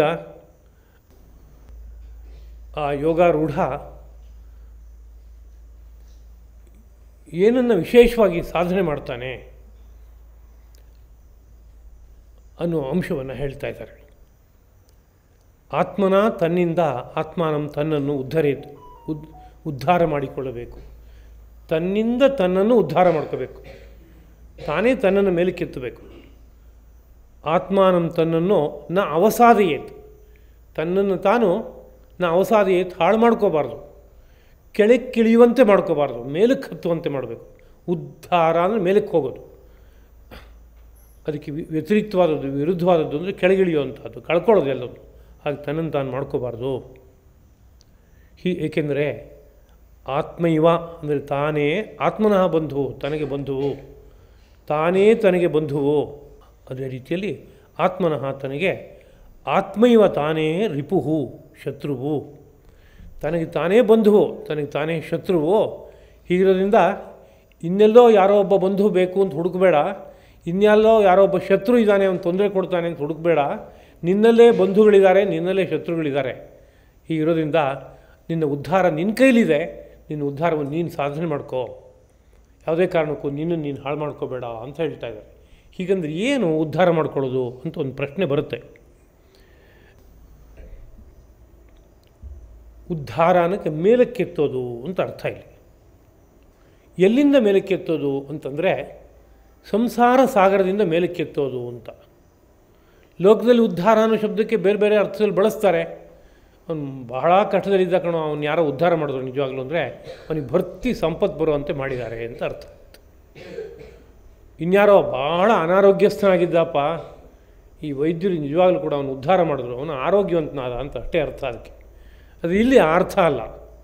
ಸಂಸಾರವೆಂಬ ಚಕ್ರದಿಂದ ಹೊರಗಡೆ ತಂದು ಮೋಕ್ಷರೂಪವಾದ ಸಾಮ್ರಾಜ್ಯದಲ್ಲಿ ಅವನು ಮೆರಿಬೇಕು. ಹಾಗೆ ಮಾಡ್ಕೊಳ್ಳೋ ಕಾರ್ಯವನ್ನು ಇಲ್ಲಿ ಉದ್ಧಾರ ಅಂತ ಕರೀತಾರೆ. ತಾನೇ ತನ್ನನ್ನು ಈ ಸಂಸಾರ ಚಕ್ರಕ್ಕೆ ಸಿಗಾಕಿಸ್ಕೋತಾನಂತೆ. ತಾನೇ ಸಂಸಾರ ಚಕ್ರದಿಂದ ತನ್ನನ್ನು ಪಾರು ಮಾಡ್ಕೋತಾನಂತೆ. ಹೇಗೆ ಏನು ಅಂತ ಕೇಳಿದರೆ ಮುಂದಕ್ಕೂ ಅದನ್ನು ವಿವರಿಸ್ತಾ ಇದ್ದಾರೆ. ಒಂದು ಲೌಕಿಕವಾದ ಉದಾಹರಣೆ ಕೊಟ್ಟು ನಾವು ಆಲೋಚನೆ ಮಾಡೋದಾದರೆ, ಯಾವುದೋ ಮಾಡಬಾರ್ದು ಕಾರ್ಯ ನಾನು ಮಾಡ್ತಾ ಇದ್ದಾನೆ ಅಂತಂದರೆ ಒಂದು ಪಾಪ ಸಂಗ್ರಹ ಆಗುತ್ತೆ. ಆ ಪಾಪ ಫಲ ಕೊಡೋಕ್ಕೋಸ್ಕರವಾಗಿ ಇನ್ನೊಂದು ಜನ್ಮಕ್ಕೆ ಕರ್ಕೊಂಡು ಹೋಗ್ಬಿಡುತ್ತೆ. ಅಂದರೆ ಏನಾಯಿತು, ಒಂದು ಸಿಗಾಕೊಂಡ ಸಂಸಾರ ಚಕ್ರಕ್ಕೆ ಅಂತ ಅರ್ಥ. ತಿಳುವಳಿಕೆ ಇದ್ದು ಮಾಡ್ತಾನೋ, ತಿಳುವಳಿಕೆ ಇಲ್ಲದೆ ಮಾಡ್ತಾನೋ, ತಿಳುವಳಿಕೆ ಇಲ್ಲದೆ ಇದ್ದಿದ್ದು ಒಂದು ತಪ್ಪು. ಈ ಪ್ರಪಂಚಕ್ಕೆ ಬಂದ ಮೇಲೆ ಇಲ್ಲಿ ತಾನು ಹೇಗೆ ಬದುಕಬೇಕು ಅಂತ ತಿಳ್ಕೊಬೇಕಾದ ಕರ್ತವ್ಯ, ಗುರು ಹಿರಿಯರಿಗೆ ತಿಳಿಸೋದು ಕರ್ತವ್ಯ. ಸುತ್ತಮುತ್ತಲಿದ್ದವ್ರು ಎಲ್ಲರೂ ಕೂಡ ಅವನನ್ನು ಹೀಗೆ ಬದುಕಬೇಕು, ಹೀಗೆ ಬದುಕಬಾರ್ದು ಅಂತ ಎಚ್ಚರಿಕೆ ಮಾತನ್ನು ಹೇಳಿ ಕರ್ಕೊಂಡು ಹೋಗೋದು ಕರ್ತವ್ಯ. ಎಲ್ಲೆಲ್ಲಿ ಏನು ಬೇಕಾದರೂ ಲೋಪದೋಷಗಳಾಗಿ ಇವನು ಯಾವುದನ್ನು ಮಾಡಬಾರ್ದು ಅದನ್ನು ಮಾಡ್ತಾನೆ, ಯಾವುದನ್ನು ಮಾಡಬೇಕು ಅದನ್ನು ಮಾಡಲ್ಲ. ಹೀಗಾದಾಗ ಅವನು ಪಾಪಕ್ಕೊಳಗಾಗ್ತಾನೆ. ಎಲ್ಲ ಪಾಪಗಳು ಫಲ ಕೊಡೋ ತನಕ ಹೋಗಲ್ಲ. ಏನು ಮಾಡಿದ್ರು ಕಲ್ಪಕೋಟಿ ಶತೈರಪಿ, ಅಷ್ಟು ದೀರ್ಘಕಾಲ ಅದು ಕಾದು ನಿಂತಿರುತ್ತಂತೆ. ನಾವು ಫಲ ಕೊಡಲೇಬೇಕು ಅಂತ. ಅದು ಭಗವಂತ ಮಾಡಿರುವ ನಿಯಮ ಅದು. ಅದರಿಂದ ಯಾವತ್ತೂ ತಪ್ಪಿಸ್ಕೊಳ್ಳೋಕ್ಕಾಗಲ್ಲ. ಹೀಗಿರೋದ್ರಿಂದ ತಪ್ಪು ಕಾರ್ಯವನ್ನು ಮಾಡೋದ್ರ ಮೂಲಕವಾಗಿ ಸಂಸಾರ ಚಕ್ರಕ್ಕೆ ಜೀವ ಸಿಗಾಕ್ಕೊಳ್ಳುತ್ತೆ. ತನಗೆ ತಾನೇ ಬಂಧುವು ಅಂತ ಇನ್ನೊಂದು ಮಾತಿದೆ. ತನಗೆ ತಾನೇ ಬಂಧು ಅಂದರೆ ಬಂಧು ನಮ್ಮನ್ನು ಕಟ್ಟಾಕ್ತಾನೆ ಅಂತಲೂ ಹೇಳ್ಬೋದು. ಅಷ್ಟೇನಾ ಅಂತ ಕೇಳಿದರೆ ಅದಲ್ಲ. ಬಂಧು ನಮ್ಮನ್ನು ಬಿಡಿಸ್ತಾನೆ ಅಂತ ಹೇಳೋಕ್ಕೂ ಅವಕಾಶ ಇದೆ. ಒಂದು ಲೌಕಿಕವಾದ ಉದಾಹರಣೆಯನ್ನೇ ಆಲೋಚನೆ ಮಾಡೋದಾದರೆ, ಯಾರೋ ಒಬ್ಬ ಬಂಧು ನೀ ಅದೆಲ್ಲ ಕೆಲಸಕ್ಕೆ ಹೋಗಬೇಡ, ನನಗೆ ಅನಿವಾರ್ಯವಾಗಿ ಇಷ್ಟು ಸಹಕಾರ ಬೇಕಾಗಿದೆ, ನೀನು ಬಂಧುವಾಗಿದೆಯಾ, ನಿನ್ನ ಕರ್ತವ್ಯ, ನನಗೆ ನಿನ್ನ ಮೇಲೆ ಇಷ್ಟು ಸ್ನೇಹ ಇದೆ, ನಿನಗೂ ನನ್ನ ಮೇಲೆ ಸ್ನೇಹ ಇದೆ, ಹೀಗಿರುವಾಗ ಬೇರೆ ಬೇರೆ ಯಾವುದಾವುದೋ ಕೆಲಸಕ್ಕೆ ಯಾಕೆ ಹೋಗ್ತೀಯಲ್ಲ ಬಾ ಇಲ್ಲಿ ಅಂತ ಎಳ್ಕೊಂಡು ಕರ್ಕೊಂಡು ಹೋಗ್ತಾನೆ ಅಂದರೆ ಅಲ್ಲೊಂದು ತರಹ ಬಂಧಿಸ್ತಾ ಇದ್ದಾನೆ ಅಂತ ಅರ್ಥ ಅದಕ್ಕೆ. ಅದೇ ರೀತಿಯಲ್ಲಿ ಇನ್ನೊಂದು ಥರ ಬಂಧಿಸ್ತಾನಂತೆ ಬಂಧುವಾದವನು. ಇನ್ಯಾವ ಥರ ಬಂಧಿಸ್ಬೋದು ಅಂತ ಕೇಳಿದ್ರೆ, ಅವನು ಯಾವ್ಯಾವ ಪಾಪ ಮಾಡ್ತಾನೋ ಆ ಪಾಪದಲ್ಲಿ ಶೇರು ಒಬ್ಬೊಬ್ಬನಿಗೆ ಬರುತ್ತಂತೆ, ಭಾಗ ಒಬ್ಬೊಬ್ಬನಿಗೆ ಬರ್ತಾನಂತೆ. ನನ್ನ ಬಂಧು ಒಬ್ಬ, ಅವನ ಪಾಡಿಗೆ ಅವನು ಪಾಪ ಮಾಡ್ಕೋತಾ ಇದ್ದಾನೆ, ನಮ್ಮನ್ನೇನು ಕೇಳಲಿಲ್ಲ, ನಮಗೇನು ಹೇಳಲೂ ಇಲ್ಲ, ಅವನು ಮಾಡಬಾರ್ದು ಯಾವುದೋ ಒಂದು ಕೆಲಸ ಮಾಡ್ತಾಯಿದ್ದಾನೆ. ಅಂದರೆ ಅವನಿಗೆ ಅಷ್ಟಕ್ಕೆ ಫಲ ಹೋಗಲ್ಲ. ಅವನಿಗೆ ನನಗೆ ಒಂದು ಸಂಬಂಧ ಇದೆ, ನಾಡಿ ಸಂಬಂಧ ಅಂತದನ್ನು ಕರೀತಾರೆ. ಒಂದು ಜೀವಕ್ಕೂ ಅನೇಕ ರೀತಿಯ ಸಂಬಂಧಗಳಿದೆ. ಅದರಲ್ಲಿ ನಾಡಿ ಸಂಬಂಧ ಅನ್ನೋದು ಗಹನವಾದ ಸಂಬಂಧ. ಅವನ ಪುಣ್ಯ ಪಾಪಗಳು ನನಗಷ್ಟು ಭಾಗ ಬರುತ್ತೆ, ನನ್ನ ಪುಣ್ಯ ಪಾಪಗಳು ಅವನಿಗಷ್ಟು ಹೋಗುತ್ತೆ. ಹೀಗೆಲ್ಲ ಇದೆ. ಎತ್ತರದ ಕೆರೆ ನೀರು ತಗ್ಗಿನ ಕೆರೆಗೆ ನೀರು ಸಹಜವಾಗಿ ಹೋಗುತ್ತೆ, ಯಾವುದೋ ರೀತಿಯಲ್ಲಿ ಒಂದು ರಂಧ್ರ ಮಾಡಿಕೊಂಡು. ಹಾಗೆ ಒಂದು ಕಡೆಯಿಂದ ಇನ್ನೊಂದು ಕಡೆಗೆ ಹೋಗ್ತಾ ಇರುತ್ತೆ ಪುಣ್ಯ ಪಾಪಗಳು. ಹೀಗೆಲ್ಲ ಇರೋದ್ರಿಂದ ಬಂಧುವಾದವನು ಅವನು ಹೊರಗಡೆ ಸ್ನೇಹ ವಿಶ್ವಾಸ ತೋರಿಸಿಯೂ ನಮ್ಮನ್ನು ಬಂಧಿಸ್ತಾನೆ, ಕಟ್ಟಾಕ್ತಾನೆ. ಹಾಗೆ ಪಾಪಗಳನ್ನು ಆಚರಣೆ ಮಾಡೋದ್ರ ಮೂಲಕವಾಗಿಯೂ ನಮ್ಮನ್ನು ಕಟ್ಟಾಕ್ತಾನೆ. ಎರಡೂ ತರಹ ಕಟ್ಟಾಕೋಕೆ ಬರುತ್ತೆ. ಬಧ್ನಾತಿ ಅನ್ನುವ ಹಿನ್ನೆಲೆಯಲ್ಲಿ ಬಂಧು ಅಂತಾಗಿದೆ. ಬಧ್ನಾತಿ ಇತಿ ಬಂಧು, ಯಾರು ನಮ್ಮನ್ನು ಕಟ್ಟಾಕ್ತಾನೋ ಅವನು ಬಂಧು ಅಂತ. ಬಂಧುಗಳು ಯಾರ್ಯಾರು ಅಂತ ಕೇಳಿದ್ರೆ, ಆತ್ಮಬಂಧು, ಪಿತೃಬಂಧು, ಮಾತೃಬಂಧು ಅಂತ 3 ತರಹ ವಿಭಾಗ ಮಾಡ್ತಾರೆ. ಆತ್ಮಬಂಧು, ಪಿತೃಬಂಧು, ಅದೇ ರೀತಿಯಲ್ಲಿ ಮಾತೃಬಂಧು ಅಂತ 3 ವರ್ಗವನ್ನು ಹೇಳ್ತಾರೆ.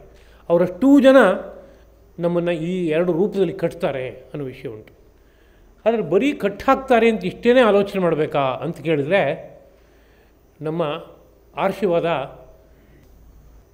ಜ್ಞಾನವಿಜ್ಞಾನಮಯವಾದ ಬೇರೆ ಬೇರೆ ಶಾಸ್ತ್ರಗಳನ್ನೆಲ್ಲ ಅನುಸಂಧಾನ ಮಾಡಿದ್ರೆ ಅಲ್ಲಿ ನಮಗೆ ಸಿಗುತ್ತೆ, ಆ ಬಂಧುಗಳು ನಮ್ಮನ್ನು ಭಗವಂತನಿಗೂ ಕಟ್ಟಾಕಿ ಈ ಬಂಧದಿಂದ ಮೋಕ್ಷವನ್ನು ತಂದುಕೊಡುವಂಥವ್ರಾಗಿದ್ದಾರೆ ಅಂತ.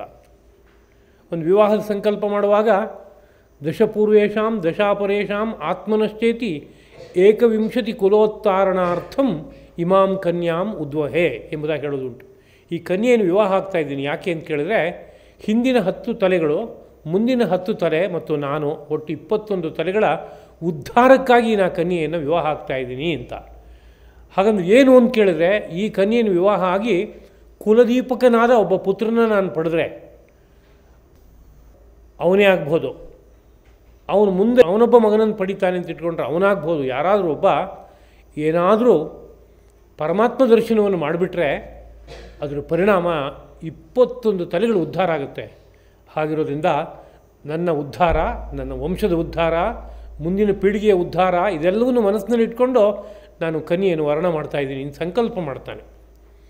ಅಂದರೆ ತಾತ್ಪರ್ಯ ಏನಪ್ಪ ಅಂತ ಕೇಳಿದ್ರೆ, ಹುಟ್ಟುವ ಮಕ್ಕಳು ಅವರು ಜ್ಞಾನಿಗಳಾಗೋದ್ರೆ ಹಿಂದಿನ ತಲೆಮಾರು ಮುಂದಿನ ತಲೆಮಾರು ಇವಿಷ್ಟು ಉದ್ಧಾರವನ್ನು ಹೊಂದುತ್ತೆ ಅಂತಂದರೆ ತಾತ್ಪರ್ಯ ಏನಪ್ಪ ಅಂದರೆ, ಆ ಸಂತತಿಗಳು ಹಿಂದೆ ಮುಂದೆ ಎಲ್ಲೆಲ್ಲಿ ಯಾರ್ಯಾರು ತಮ್ಮ ಜೊತೆಗೆ ಸಂಬಂಧವನ್ನು ಇಟ್ಕೊಂಡು ಯಾರೋ ಅವ್ರನ್ನೂ ಮೇಲಕ್ಕೆತ್ತುತ್ತಾರೆ ಅಂತ ಅರ್ಥ. ಹೇಗೆತ್ತುತ್ತಾರೆ ಅಂದರೆ, ತಾವು ಮೋಕ್ಷ ಸಾಮ್ರಾಜ್ಯಕ್ಕೆ ಏರ್ತಾ ಅದರ ಫಲವಾಗಿ ಉಳಿದವರಿಗೂ ಕೂಡ ಆ ಮೋಕ್ಷ ಸಾಮ್ರಾಜ್ಯದ ಕಡೆಗೆ ಅಭಿಮುಖತೆಯನ್ನು ತಿಳಿದೋ ತಿಳಿಯದೆಯೋ ಉಂಟು ಮಾಡಿಕೊಳ್ತಾ ಆ ಕಡೆಗೆ ಪ್ರವೃತ್ತರಾಗುವಂತೆ ಮಾಡಿಕೊಳ್ತಾ ಒಂದು ನೇರದಲ್ಲಿ ಅವ್ರನ್ನ ಉದ್ಧಾರ ಮಾಡೋದಕ್ಕೂ ಕಾರಣ ಆಗ್ತಾರೆ.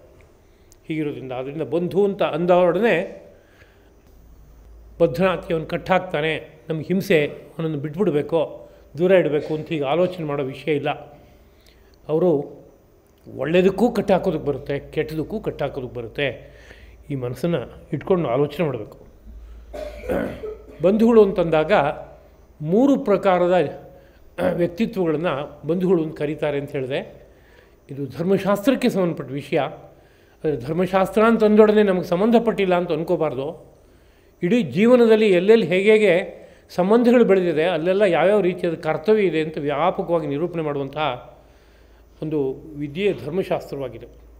ಹೀಗಿರೋದ್ರಿಂದ ಅಲ್ಲಿರುವ ಯಾವ ವಿಷಯವನ್ನು ಅವೈಜ್ಞಾನಿಕ, ಅದು ಅವಶ್ಯಕತೆಯಲ್ಲಿರುವಂತಹದ್ದು, ಅರ್ಥಹೀನ ಅನ್ನೋ ರೀತಿಯಲ್ಲಿ ಕರೆಯೋಕ್ಕೆ ಬರೋಲ್ಲ. ಅದರ ಒಳಹೊಕ್ಕು ನೋಡಬೇಕು ಮತ್ತು ಪ್ರಯೋಗಬದ್ಧವಾಗಿ ಅದನ್ನು ಮನಸ್ಸಿನಲ್ಲಿ ತಂದ್ಕೋಬೇಕು.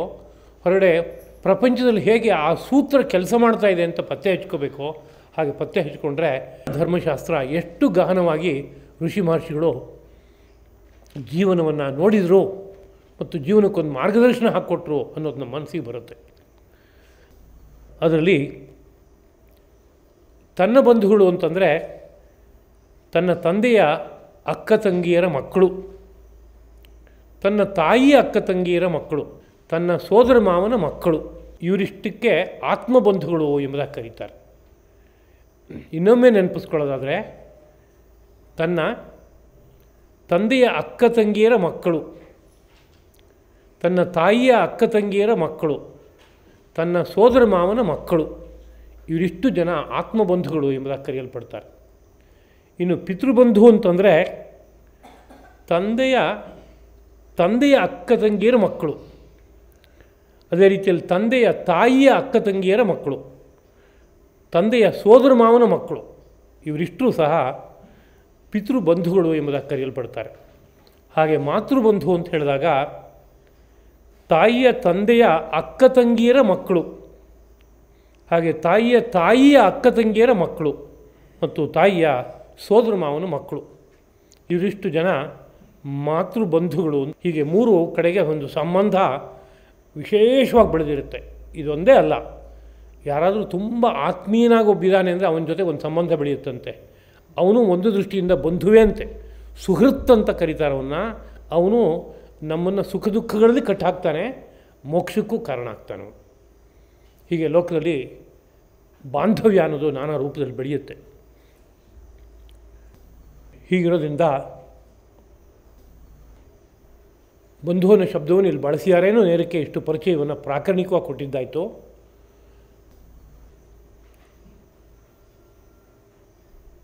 ಅಧ್ಯಾತ್ಮ ಅಂತಂದಾಗ ಒಂದು ನಮ್ಮ ಎಲ್ಲ ಸಂಬಂಧಗಳನ್ನು ಪೂರ್ಣವಾಗಿ ಕಳ್ಕೊಂಡು ಆ ಕ್ಷೇತ್ರಕ್ಕೆ ಪ್ರವೇಶ ಮಾಡಬೇಕು, ಅಥವಾ ಎಲ್ಲೆಲ್ಲಿ ಸಂಬಂಧಗಳಿದೆಯೋ ಅಲ್ಲೆಲ್ಲ ನಮ್ಮ ಕರ್ತವ್ಯಗಳೇನೋ ಅರಿತು ಕರ್ತವ್ಯವನ್ನು ನಿರ್ವಾಹ ಮಾಡ್ಕೋತಾ ಅಧ್ಯಾತ್ಮಕ್ಕೆ ಹೋಗಬೇಕು.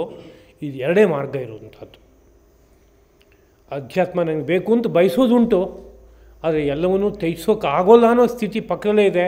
ನನ್ನ ಅಂಟು ಬಿಟ್ಕೊಡೋಲ್ಲ ನನ್ನನ್ನು ಅಂತ, ನಾನು ವಿರಕ್ತನಲ್ಲ, ಎಲ್ಲ ಕಡೆಗೆ ಅಂಟ್ಕೊಂಡಿದ್ದೀನಿ ಅನ್ನೋ ಸ್ಥಿತಿ ಇದೆ ಅಂತಂದರೆ ಅಧ್ಯಾತ್ಮದಲ್ಲಿ ಮುಂದಕ್ಕೆ ಹೋಗೋಕ್ಕಾಗಲ್ಲ. ಕಾರಣ ಎಲ್ಲ ಕಡೆಯಲ್ಲೂ ಹಗ್ಗಗಳನ್ನು ಹಾಕ್ಕೊಂಡು ಹಾಗಿದೆ. ಅದೀಗ ಅನೇಕ ರೀತಿಯಾದ ಬಂಧು ಬಾಂಧವರ ಹಗ್ಗಗಳು ನಮ್ಮನ್ನು ಹಿಡಿದು ಎಳೀತಾ ಇದೆ.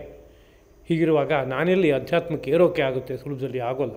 ಈ ಸಂಬಂಧಗಳನ್ನೆಲ್ಲ ಕಡ್ಕೊಳ್ಳೋಕೆ ಬರುತ್ತೆ ನಿನಗೆ, ಕಡ್ಕೊಂಡ್ರೆ ಆಗ ನಿನಗೆ ಅಧ್ಯಾತ್ಮದಲ್ಲಿ ಹೋಗೋಕ್ಕಾಗುತ್ತೆ. ಇಲ್ಲ ಹಾಗೆ ನನಗೆ ಕಡಿದುಕೊಳ್ಳೋಕ್ಕಾಗೋಲ್ಲ ಅದನ್ನ ಅನ್ನೋ ಪರಿಸ್ಥಿತಿ ಇದ್ದರೆ, ಹಾಗಿದ್ದಾಗ ಕರ್ತವ್ಯ ಏನಿದೆಯೋ ಅದನ್ನು ನಿರ್ವಾಹ ಮಾಡು. ಕರ್ತವ್ಯ ನಿರ್ವಾಹ ಮಾಡಿದ್ರೆ ಬಂಧ ಶಿಥಿಲ ಆಗಿಬಿಡುತ್ತೆ ತಾನಾಗಿ. ಅವರೆಲ್ಲ ನನ್ನ ಜೊತೆಗೆ ಒಂದು ರೀತಿಯಲ್ಲಿ ಸಂಬಂಧ ಬೆಳೆಸ್ಕೊಂಡ್ಯಾರು. ಯಾಕೆ ಅಂದರೆ ಏನೋ ಪರಸ್ಪರ ಸಹಕಾರ ಆಗಬೇಕಾಗಿದೆ. ಆ ಸಹಕಾರ ಅಷ್ಟು ಆಗೋಯ್ತು ಅಂತಂದರೆ ಮಾಡೋ ಕರ್ತವ್ಯದ ಮೂಲಕವಾಗಿ ಆಗ ಆ ಬಂಧನ ಶಿಥಿಲ ಆಗುತ್ತೆ. ಆಗ ನಾವು ಎಲ್ಲಿಗೆ ಬೇಕೋ ಅಲ್ಲಿ ಹಾರೋಕ್ಕೆ ಸಾಧ್ಯ ಆಗುತ್ತೆ. ಹೀಗೆ ಧರ್ಮದ ಮರ್ಮವನ್ನು ಬಲ್ಲವರು ಸಾರ್ತಾರೆ. ಪ್ರಸ್ತುತದಲ್ಲಿ ಆತ್ಮವೇ ತನಗೆ ಬಂಧುವು, ಆತ್ಮವೇ ತನಗೆ ರಿಪುವು ಅಂತ ಹೇಳ್ತಾ ಇದ್ದಾರೆ. ಇದು ಹೇಗೆ ಅಂತ ಇನ್ನೊಂದು ಸ್ವಲ್ಪ ವಿಸ್ತಾರವಾಗಿ ನಾವು ತಗೋಬೇಕಾಗುತ್ತೆ. ತನಗೆ ತಾನೇ ಬಂಧು ಯಾವಾಗ ಆಗ್ತಾನೆ? ಹೊರಗಡೆ ಬಂಧುಗಳೆಲ್ಲ ಇದ್ದಾರೆ, ತನಗೆ ಅವರೆಲ್ಲ ಬಂಧುಗಳು. ತನಗೆ ತಾನೇ ಬಂಧು ಅಂದರೆ ಹೇಗೆ? ಬಂಧು ಅನ್ನೋಕ್ಕೆ ಹಿತೈಷಿ ಅಂತ ಅರ್ಥ, ಒಳ್ಳೆಯದನ್ನು ಕೊಡೋನು ಅಂತ ಅರ್ಥ. ಹಾಗೆ ಇಟ್ಕೊಂಡ್ರೆ ತನಗೆ ತಾನೇ ಹಿತೈಷಿಯಾಗಿ ಒಳ್ಳೆಯದನ್ನು ಸಾಧನೆ ಮಾಡ್ಕೋಬೋದು, ಅದೇ ರೀತಿಯಲ್ಲಿ ತನ್ನನ್ನು ತಾನೇ ಹಾಳು ಮಾಡ್ಕೊಳ್ಳೋಕ್ಕೂ ಬರುತ್ತೆ ಅಂತ ಇಷ್ಟು ಅಂಶ ಇದೆ. ಹೇಗೆ ಅನ್ನೋ ಬಗ್ಗೆ ಮುಂದಿನ ಮಾತನ್ನು ಗಮನಿಸೋಣ. ಅಲ್ಲಿ ಅದರ ಬಗ್ಗೆ ಒಂದು ವಿವರಣೆಯನ್ನು ಕೊಡ್ತಾ ಇದ್ದಾರೆ.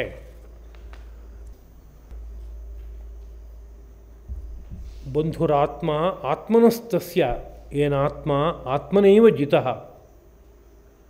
ಅನಾತ್ಮನಸ್ತು ಶತ್ರುತ್ವೇ ವರ್ತೇತ ಆತ್ಮೈವ ಶತ್ರುವತ್ತು.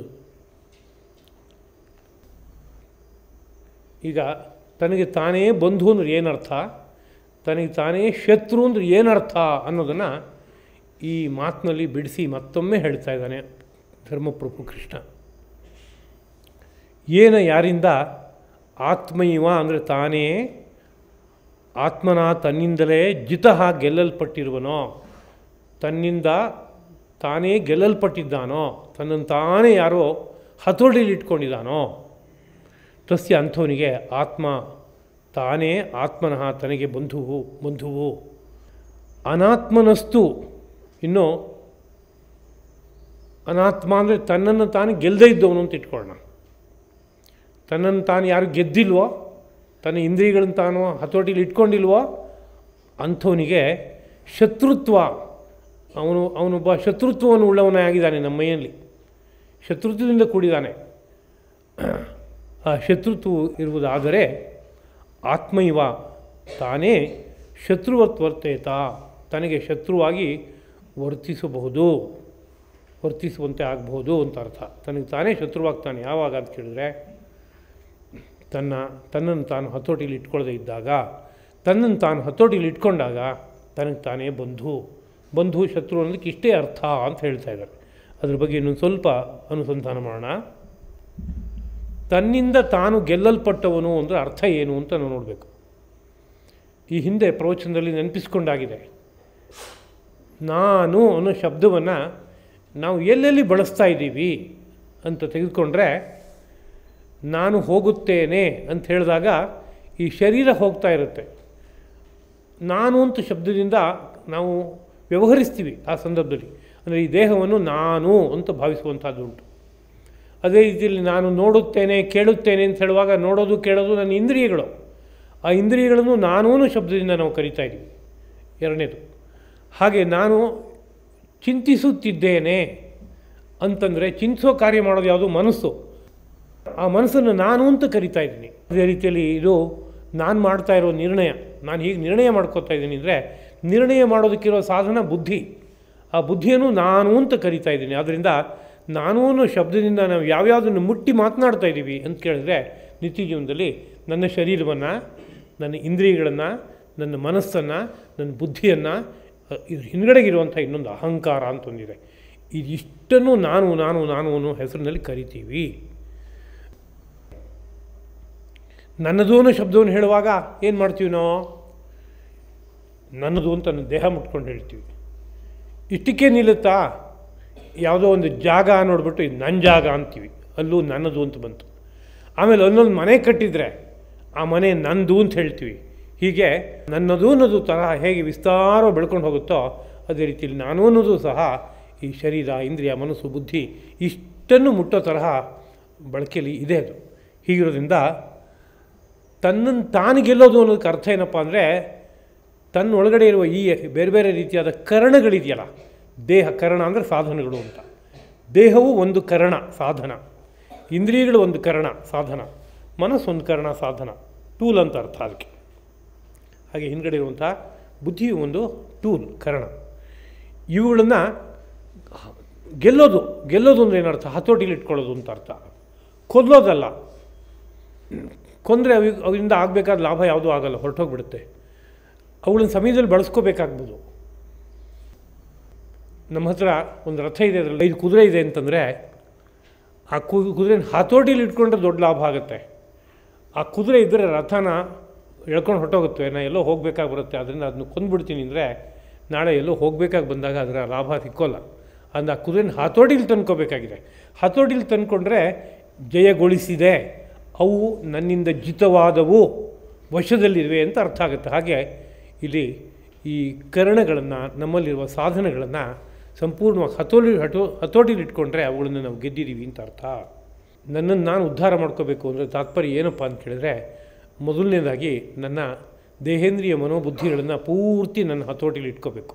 ನಾನು ಹೇಳಿದಂತೆ ಕೇಳಬೇಕು. ನನ್ನ ಹತ್ರ ಒಂದು ವಾಹನ ಇದೆ ಅಂದರೆ ನನ್ನ ಕಂಟ್ರೋಲ್ನಲ್ಲಿ ಇರಬೇಕು ಅಂತ ನಾವು ಆಲೋಚನೆ ಮಾಡ್ತೀವಿ. ವಾಹನ ನನ್ನ ಹತ್ರ ಇದೆ ಸ್ವಾಮಿ, ಆದರೆ ಹೋಗ್ತಾ ಇರುವಾಗ ಸ್ಟೇರಿಂಗ್ ಒಂದು ನನ್ನ ಕೈಗೆ ಸಿಕ್ಕಲ್ಲ. ಇಲ್ಲ ಸ್ವಾಮಿ, ಬೇರೆ ಎಲ್ಲ ಅನುಕೂಲವಾಗಿದೆ, ಚಕ್ರ ಮಾತ್ರ ನನ್ನಿಷ್ಟದಂತೆ ಹೋಗಲ್ಲ, ಇದ್ದಕ್ಕಿದ್ದಾಗೆ ಗಾಡಿ ಬಿಟ್ಟು ಒಂದು ಸರಿ ಹೊರಗಡೆ ಹೊರಟೋಗುತ್ತೆ.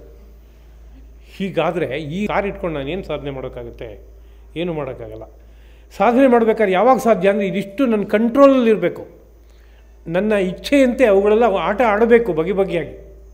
ಅಷ್ಟಾದರೆ ನಾನು ಬೇಕಾದ ಜಾಗಕ್ಕೆ ಆ ಗಾಡಿ ತೊಗೊಂಡು ಹೋಗ್ಬೋದು, ಆ ಜಾಗದಿಂದ ಹಿಂದಕ್ಕೆ ನನ್ನ ಮನೆಗೆ ಬಂದು ಸೇರ್ಬೋದು. ಅದೇ ರೀತಿಯಲ್ಲಿ ಈ ದೇಹನೂ ಕೂಡ, ಈ ಬಾಡಿನೂ ಒಂದು ಗಾಡಿ ಇದ್ದಾಗೆ. ಈ ಗಾಡಿನಲ್ಲಿ ಯಾವ್ಯಾವುದನ್ನು ಭಗವಂತ ಕೊಟ್ಟಿದ್ದಾನೆ ಉಪಕರಣಗಳನ್ನು, ಅಷ್ಟೂ ಉಪಕರಣಗಳು ಟೂಲ್ಸ್ಗಳು ನನ್ನ ಅಧೀನದಲ್ಲಿರಬೇಕು. ನಾನು ಬೇಕಾದಾಗ ಬಳಸಿದರೆ ಅದು ಕೆಲಸ ಮಾಡಬೇಕು, ಬೇಡ ಅಂತ ಹೇಳಿದರೆ ತಣ್ಣಗೆ ಕೂತ್ಕೋಬೇಕು, ಸುಮ್ಮನೆ ಕೂತ್ಕೋಬೇಕು. ಹೀಗೆ ಇಟ್ಕೊಂಡ್ರೆ ಅವುಗಳೆಲ್ಲ ಜಿತವಾಗಿವೆ, ನಮ್ಮಿಂದ ಗೆಲ್ಲಲ್ಪಟ್ಟಿವೆ ಅಂತ ಅರ್ಥ. ಇದು ಪ್ರಧಾನವಾಗಿ ಆತ್ಮೋದ್ಧಾರಕ್ಕೆ ಅತ್ಯಂತ ಅಗತ್ಯವಾಗಿ ಬೇಕಾಗಿರುವ ವಿಷಯ. ಈ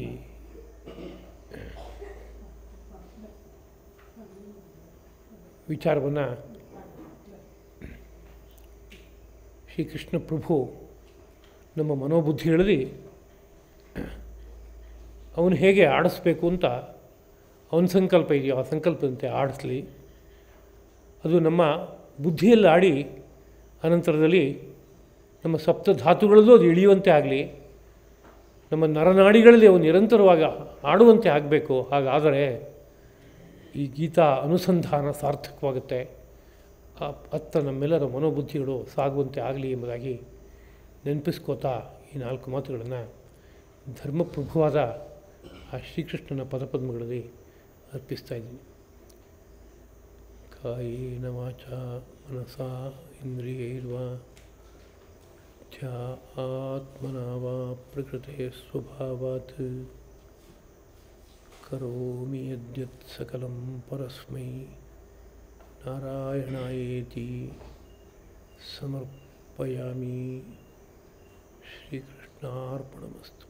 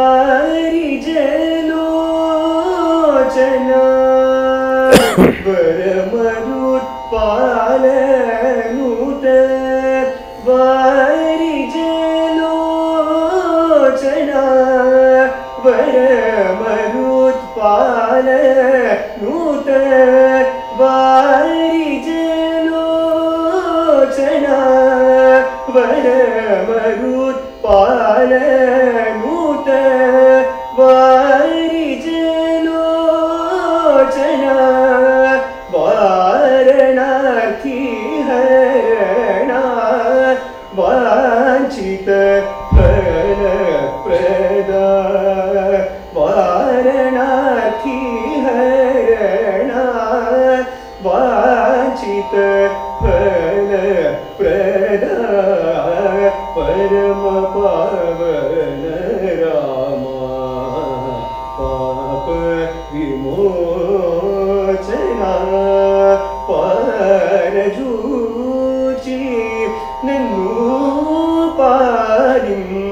ಮೈಯ ಪರಮ ಪಾವನ ರಾಮ ಪಾಪ ವಿಮೋಚನ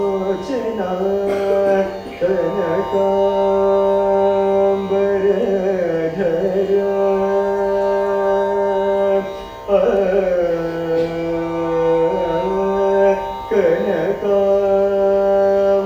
ಕನಕಾಂಬರಧರ ಕರುಣಾನ್ವಿತ ವರ ಕಾಮ ಜನಕ ನರ ಕಾಂತಕ ಮುರಹರ ಕನಕಾಂಬರಧರ ಕರುಣಾನ್ವಿತ ವರ ಕಾಮ ಜನಕ ನರ ಕಾಂತಕ ಮುರಹರ ವನಜಾಸನ ನೂತ